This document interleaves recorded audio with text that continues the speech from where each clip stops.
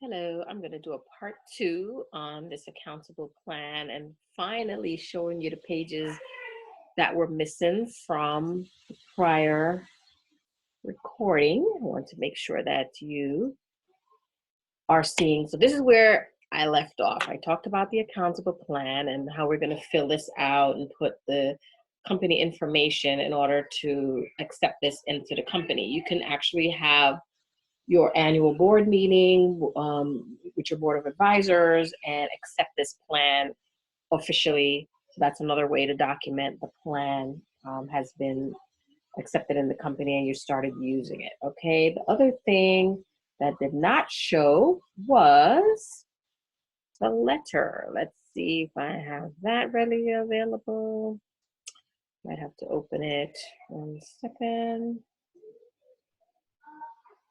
The plan letter. So here's the letter that I wasn't showing in part one. I started talking to it.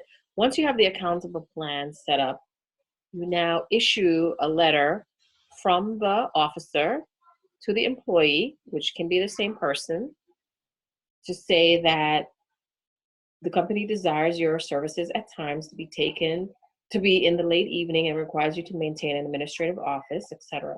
So people can't just say, well, I'm going to work from home. No, you actually have to have a company policy that says it's okay. And then this is giving you the authorization to do it. And now you're going to start encumbering expenses related to working from home. So that's where the expense report comes in. Now, in my part one, I started showing you these examples. Amy Northwood had this on her website of what you can do. Your home office square footage is, let's say, 100 square feet out of 3,000 square foot home. And so that's 3%. So now you start seeing the numbers coming on Schedule A when you start entering all of this. And then, oh, let's say I went on a trip and part of it was business. I'm just making up numbers so that you can see that I'm starting to get the reimbursement that I'm going to ask for with the company. Because once you sign this and submit it to the company reimburses you this amount. Now you see it's going to have to come out of the business bank account and move into the employee's personal bank account. That's what makes it legitimate, the paper trail as well, right? All of this has to follow through. The policy, the letter saying, I don't think the letter is like really mandatory, but it's extra substantiation to say that I give you authority to work from home. I am now incurring the costs and putting together my receipts, etc. And then I'm going to submit it to the company. The company is now going to reimburse from the business bank account into the personal bank account. And then my next thing to show you after that, there are different examples of expense reports. Bradford had one. This is the other one I was showing where you have to be a paid subscriber to use it. As long as you give permission, credit to whomever created it, the copyright, right? This is from Excel. I did an Excel search. You can say you have to give the business purpose. The IRS always requires you to say travel to meet XYZ prospect or client, whatever, right? You're gonna give, if you have a number, whatever, you can give the time period, right? It matters. Your employee information, and then you can say on May 5th, right? And then you can say travel,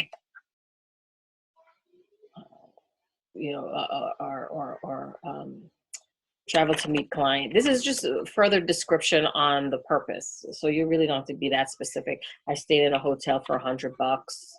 I put some gas in the rental car for $20, whatever. And then all the categories. See, now you have the 120, right? You can also put home office on it and all these other things that are going to come up. Anything that you spend out of your personal money that is for business purposes in your S Corp, this is how you get reimbursed. A reimbursement is not taxable. That is why this is a business strategy, right? A tax strategy, because you incurred the expense and even some of it is partially personal things that you own, like I'm in my home office, I use the internet, I can get a business deduction for it, but I gotta ask the company. I put it on this report, I submit it to the company, and the company moves it. Now, I know I'm saying it over and over again, but it's just to explain, to make sure we understand totally what we're doing here. Okay, so that is how that part works. So far this one is saying $120 of reimbursement.